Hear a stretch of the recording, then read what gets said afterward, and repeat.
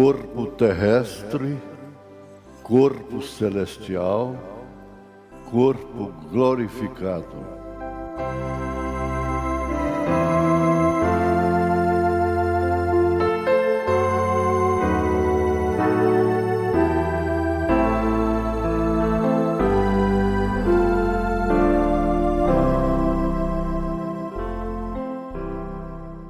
Paz seja convosco. Boa noite com Jesus. Nós vamos ler 1 Coríntios capítulo 2, a partir do verso 11.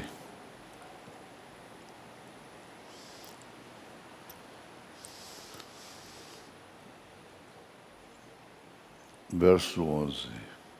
Porque qual dos homens sabe as coisas do homem, senão o espírito do homem que nele está? Assim também ninguém sabe as coisas de Deus, senão o Espírito de Deus.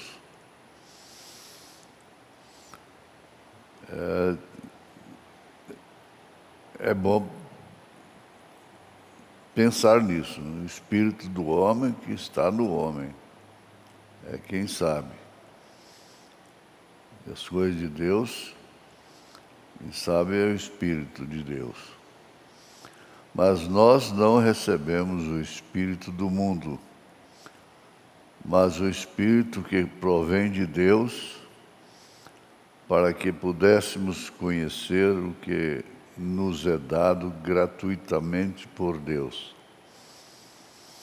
as quais também falamos, não com palavras que a sabedoria humana ensina, mas com as que o Espírito Santo ensina.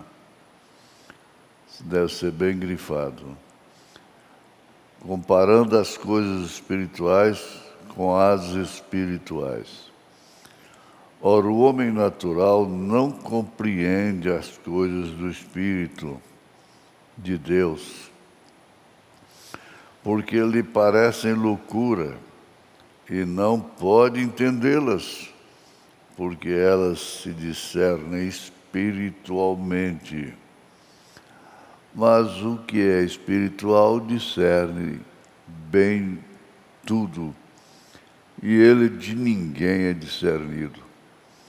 Porque quem conheceu a mente do Senhor para que possa instruí-lo? Mas nós temos a mente de Cristo.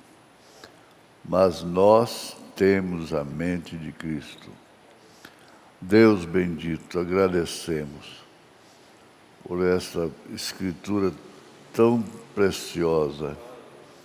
Numa carta tão difícil, ele chega no capítulo 13 e fala que a igreja estava carnal.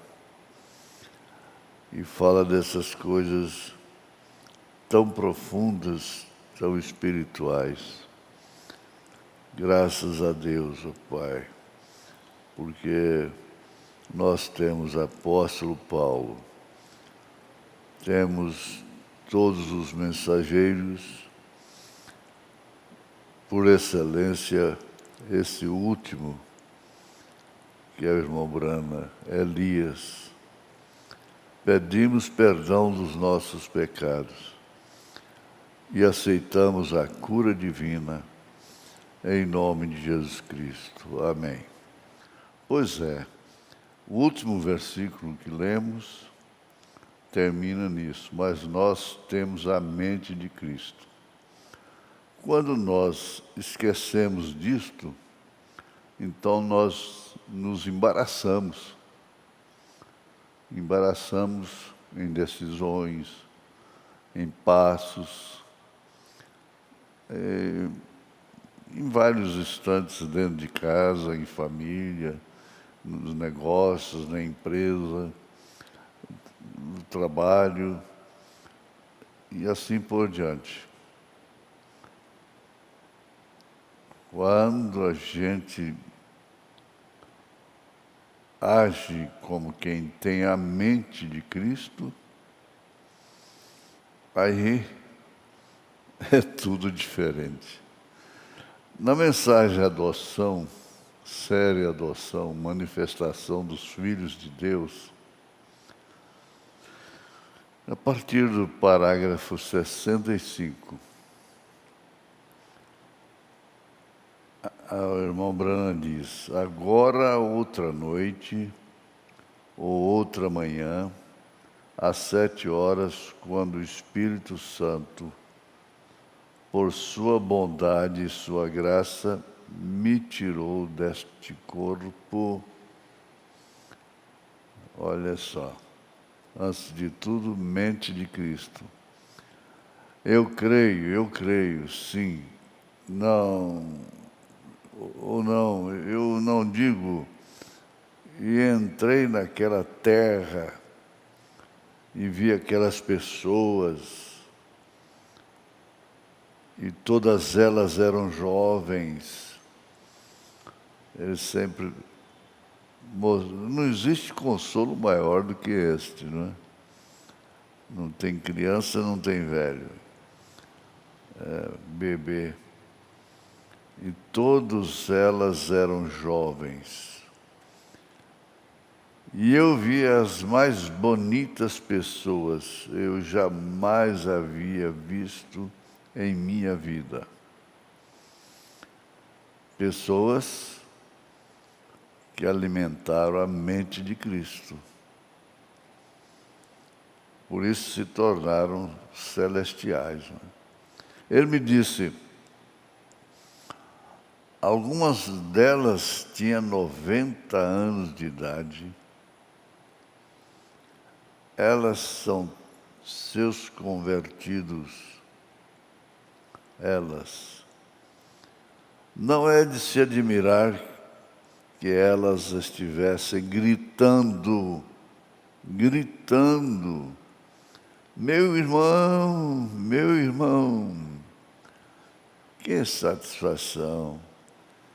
Há prêmio maior do que esse? Há vitória maior do que esta? Não, não existe. Gritando, meu irmão.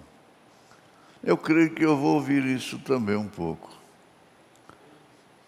E todos os pastores, missionários, que deram suas vidas em prol disto aí, das pessoas irem para aquela terra, vão ouvir também um meu irmão. Agora, este é um corpo celestial,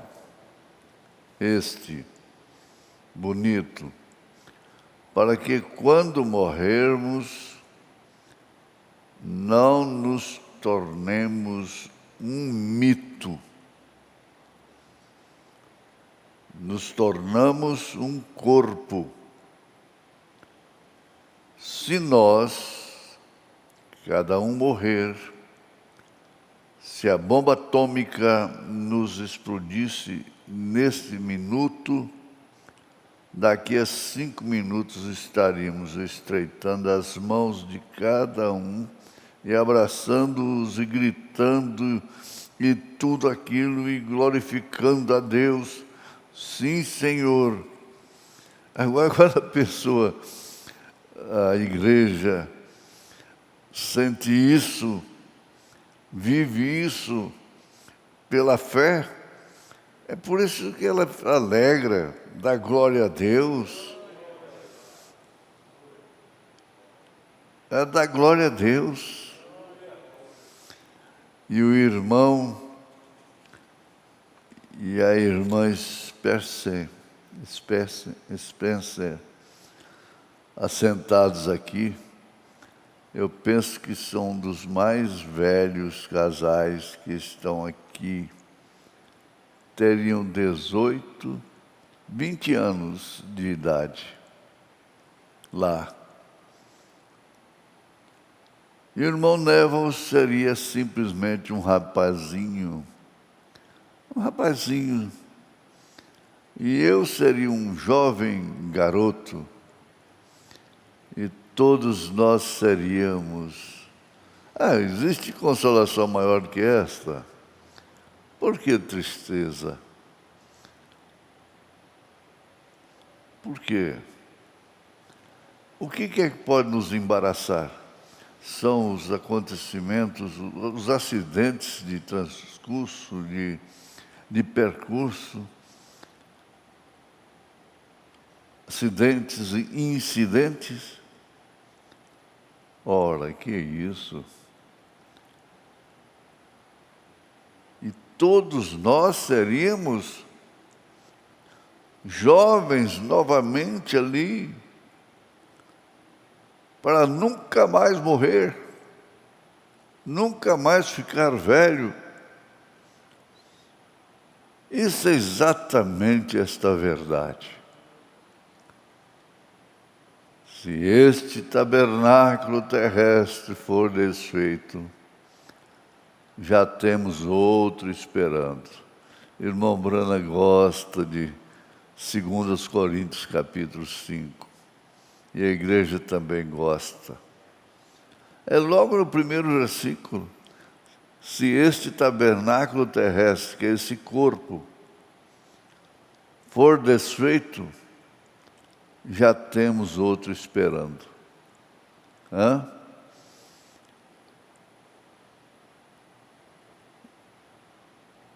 Quando um bebezinho sai de sua mãe, como num nascimento normal, seu pequeno corpo simplesmente se torcendo e as pernas pulando e assim por diante. Desculpem a expressão, vocês moças, mas quando isto acontece, tem a contração dos músculos da vida. Mas quando chega à terra, a primeira coisa, respira. E lá há uma natureza no corpo espiritual. No nascimento, hein? Lá há uma natureza no corpo espiritual. É por isso que você é espiritual, acima de tudo, hein? Para entrar naquele bebê, logo então, deixe-o só. Ele tomará sua cabecinha e a enfiará contra os seios de sua mãe e começa a mamar. É assim com os bezerros, assim que nasce. Se ele não fizesse isto, o leite nem mesmo desceria. Que comparação maravilhosa, não? Você alguma vez já observou o bezerro, olha aí. Você alguma vez já observou um bezerro quando nasce? Logo que ele tem suficiente força para firmar suas pernas? Quem lhe diz isto? Anda ao redor de sua mãe e começa a procurar e começa a mamar. Oh, sim, você vê ali a vida. Pois quando este corpo terreno é trazido a um corpo espiritual pronto para ele, e logo que isto, oh, aleluia, logo que isto, e se este tabernáculo terrestre de nossa habitação for dissolvido, há um esperando no além.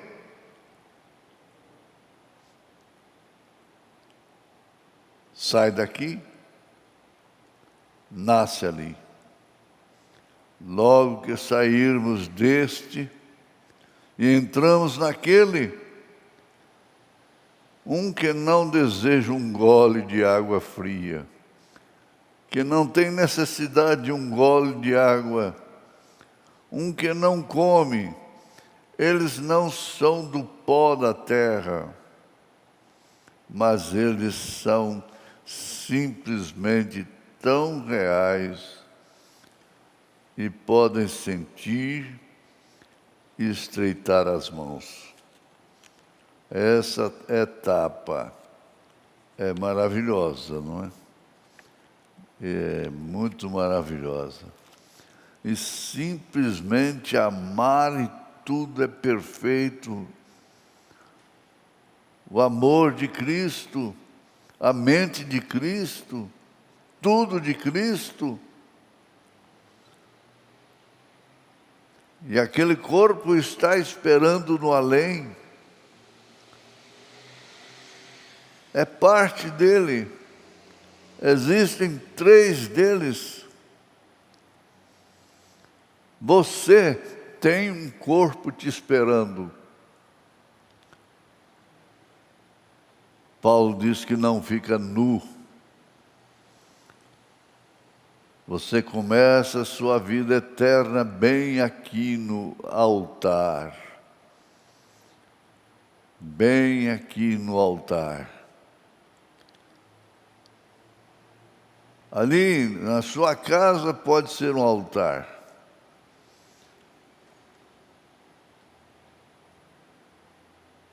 Você pode dobrar seus joelhos no mato. Ali está um altar. Começa a sua vida eterna bem aqui no altar.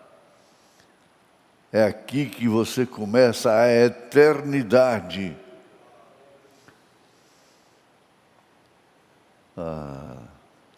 É bom demais. É muito confortável. É consolador. Você começa a vida eterna bem aqui no altar.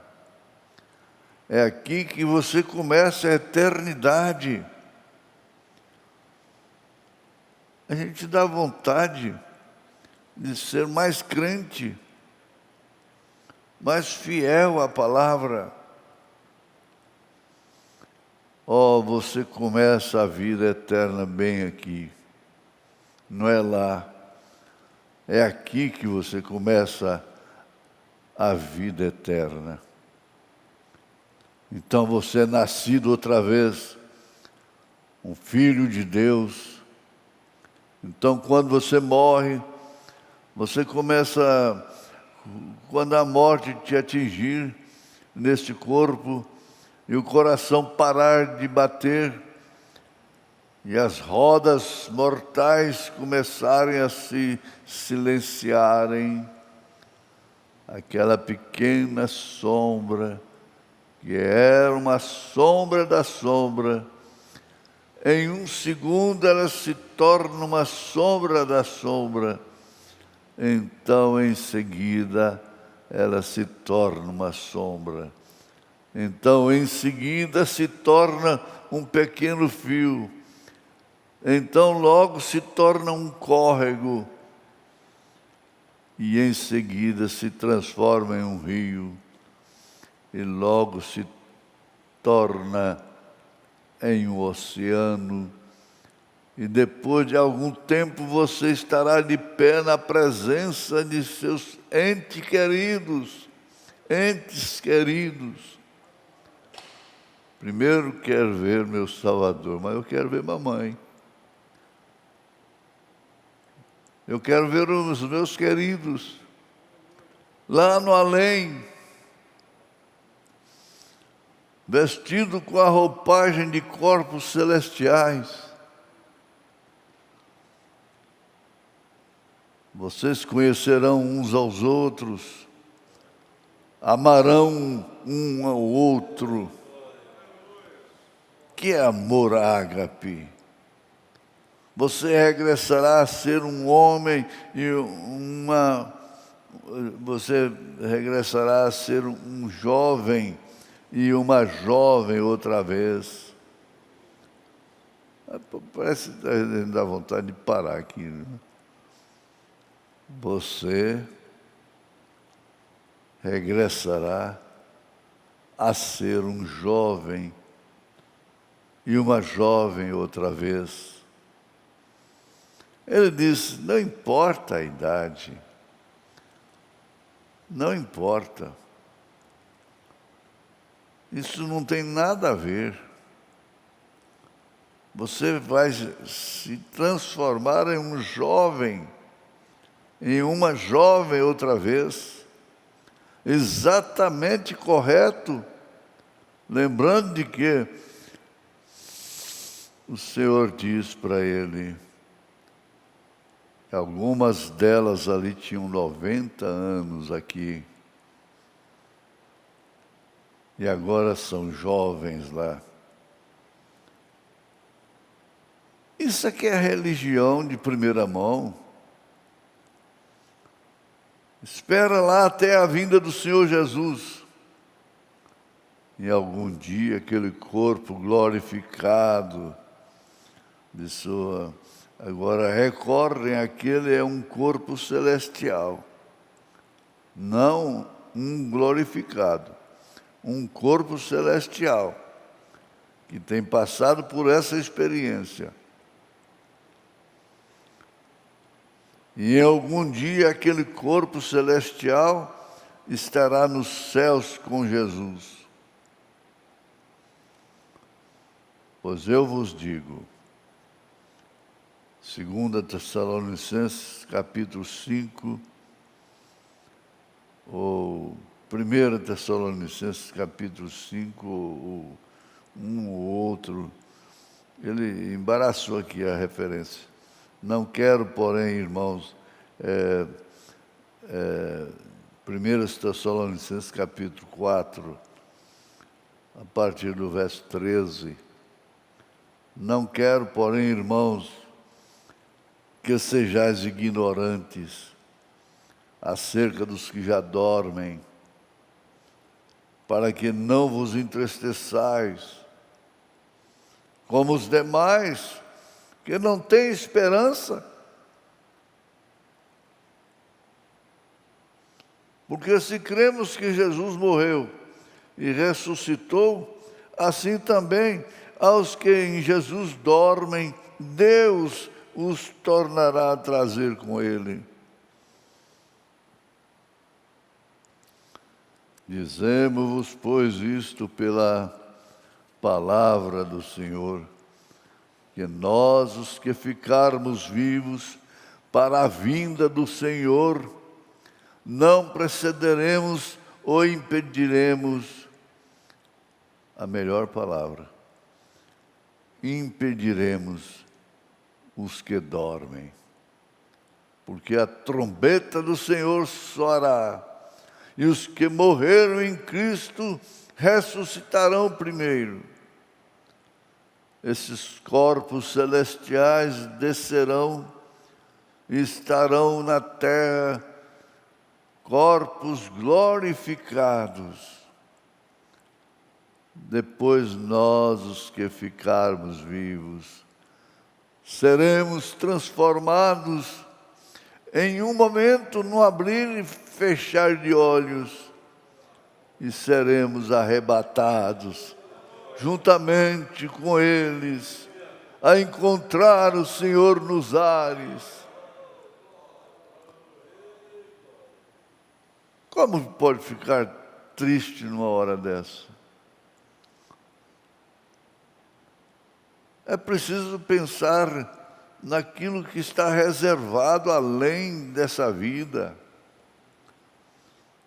Nós pensamos muito no que está aqui, mas nós devemos pensar mais no que está reservado para outra vida, para a vida eterna que começou aqui. Não beberei mais do fruto da vida, da vide, nem comerei mais até que eu coma outra vez convosco no reino de meu Pai, disse Jesus. A ceia do Cordeiro. Que grande ceia! Não vai ter ali vírus, coronavírus, para impedir. como existe aqui embaixo. Que grande ceia! Mesa de milhares e milhares de quilômetros. Pois nos 3 anos e meio, o anticristo terminará o seu reinado, o mundo inteiro será destruído, os judeus serão chamados. José fez a si mesmo conhecido para os gentios. Foi, ou para os judeus, José, tipo de Cristo. Você entende? Quando eles foram lá, seus irmãos, em busca de alimento, e José então se tornou conhecido para os seus. Então ele se tornará conhecido para os judeus. Recordem quando José fez a si mesmo conhecido para os irmãos? Lá não havia nenhum gentil presente. Não.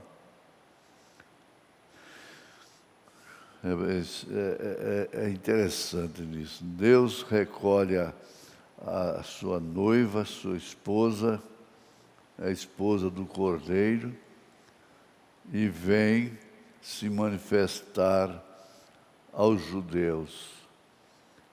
Então eles lamentarão. Que feridas são essas em suas mãos? Ele vai dizer: são feridas feitas nas casas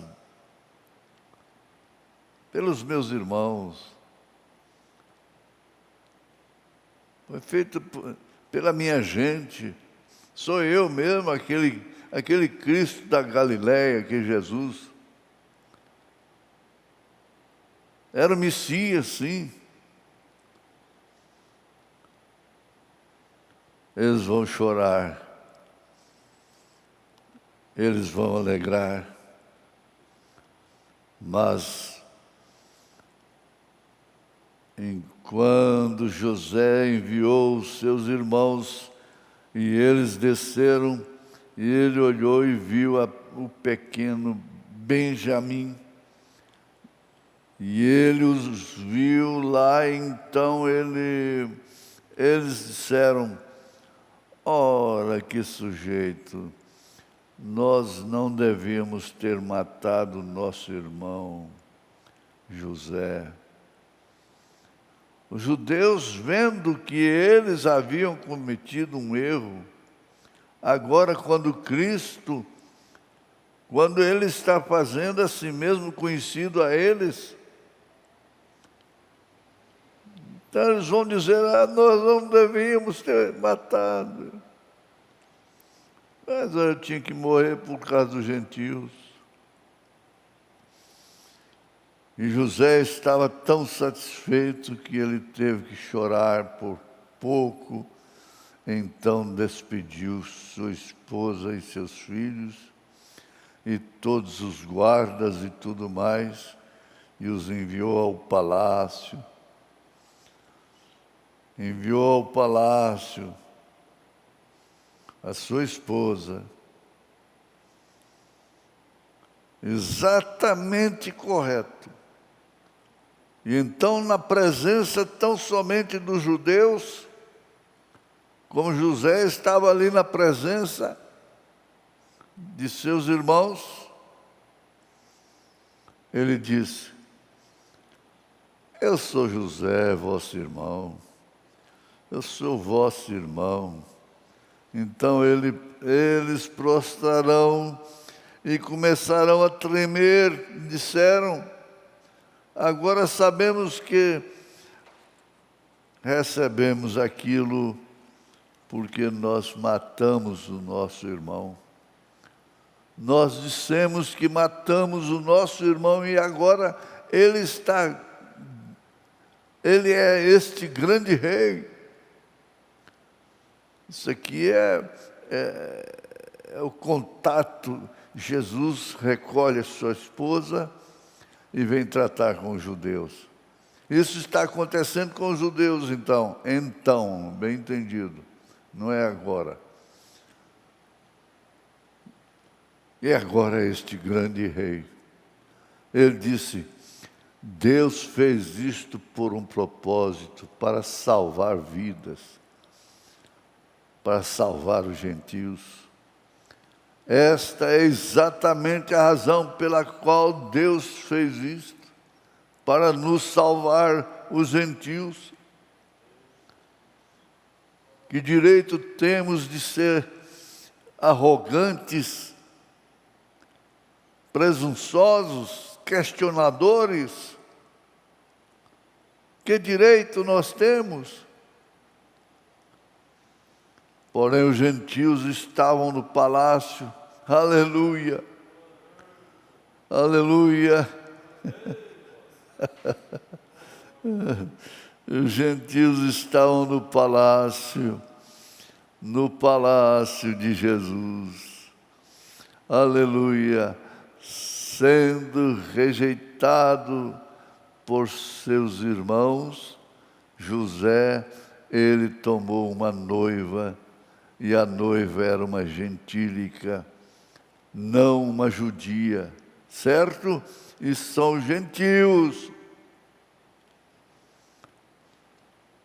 Agora, onde você está chegando agora, depois de colocarmos este corpo glorioso, e a grande era que está por vir, quando este corpo glorificado, este corpo celestial for feito um corpo glorificado, hein? Que pessoa nos convencer em santo trato e piedade? Estatura do varão perfeito. Estatura do varão perfeito. Entendeu você o que eu quero dizer agora? Então poderei ir e dizer: irmão Neville, deixe-me te dar uma pequena ilustração.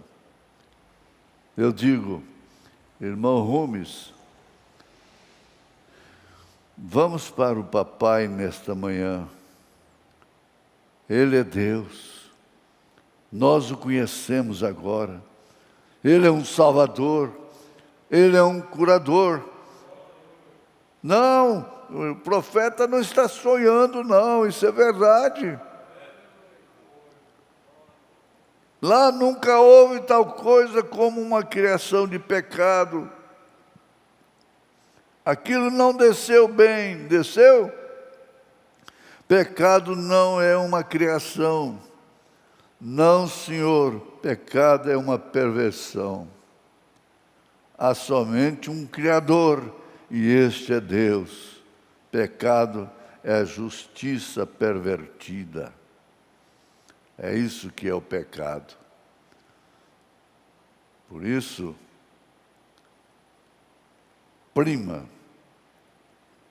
oprime por ser justo. Porque pecado é a justiça pervertida. O que é um adultério? É a retidão pervertida. O que é uma mentira? É a verdade mal representada.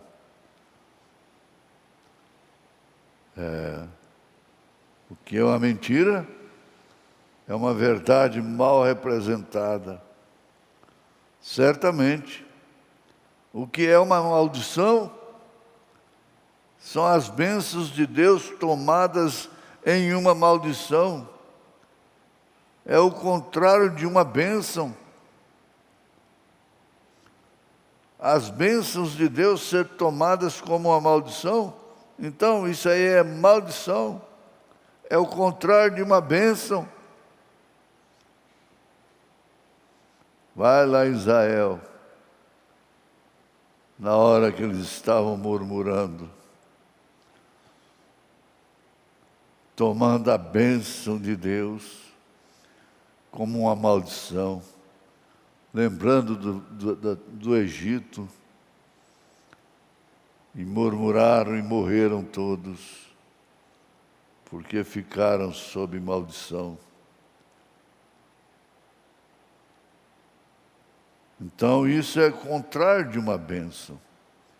Aceite a bênção de Deus incondicionalmente. O pecado não é uma criação, o pecado é uma perversão. Por isso pode ser desfeito, por isso pode ser apagado. Apagado pelo sangue de Jesus Cristo. Então Satanás não pôde criar o pecado. Ele simplesmente perverteu o que Deus havia criado. Isto é exatamente correto. A morte é simplesmente uma perversão da vida. Agora observem isto. Observem isto. Então eu irei e direi: irmão Rubem, vamos, você e eu, irmão Biller, e alguns dos irmãos subir para o Papai Deus e digamos: vamos fazer uma pequena viagem. Vocês, rapazes, gostavam das montanhas quando vocês estavam aqui embaixo, não é? Sim, certamente gostávamos. Oh, há uns 2 milhões de milhas delas além daquele novo mundo. Sigam em frente, viajem com eles. Estejam todos de mãos dadas, ombro a ombro, encorajando um ao outro, louvando, bendizendo, dando graças, tendo que guiar o sol cada dia. Suba mais, eu te ouvirei. Enquanto eles ainda estiverem falando, eu os ouvirei. Isaías 66, correto.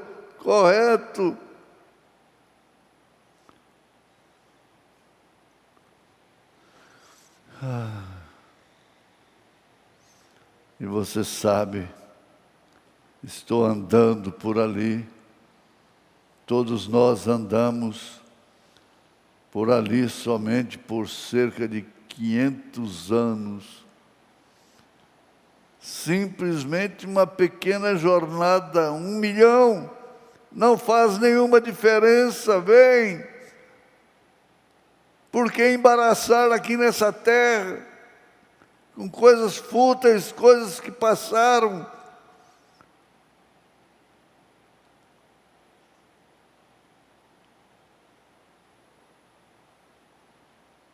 Agora isto soa como loucura, porém é a verdade.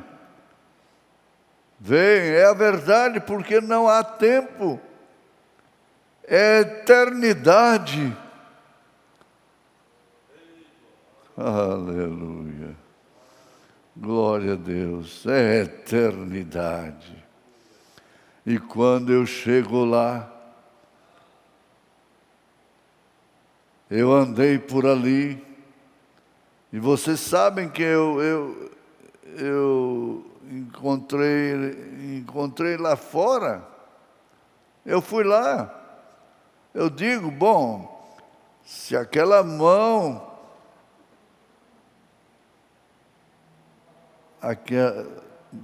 se aquela não é a irmã George Bruce, ora, irmã George, tem passado muito tempo desde que eu a vi, sempre parecendo a mesma, nunca muda, 500 anos.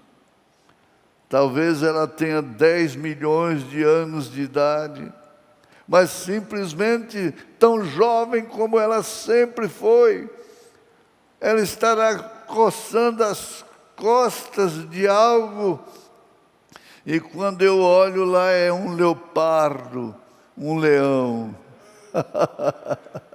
Aleluia! Dá glória a Deus, gente. Dá glória a Deus. Nós passeamos um pouco com o profeta. Depois nós vamos continuar sexta-feira próxima, se Deus permitir. Dá glória a Deus. Dá glória a Deus, em nome de Jesus Cristo. Amém.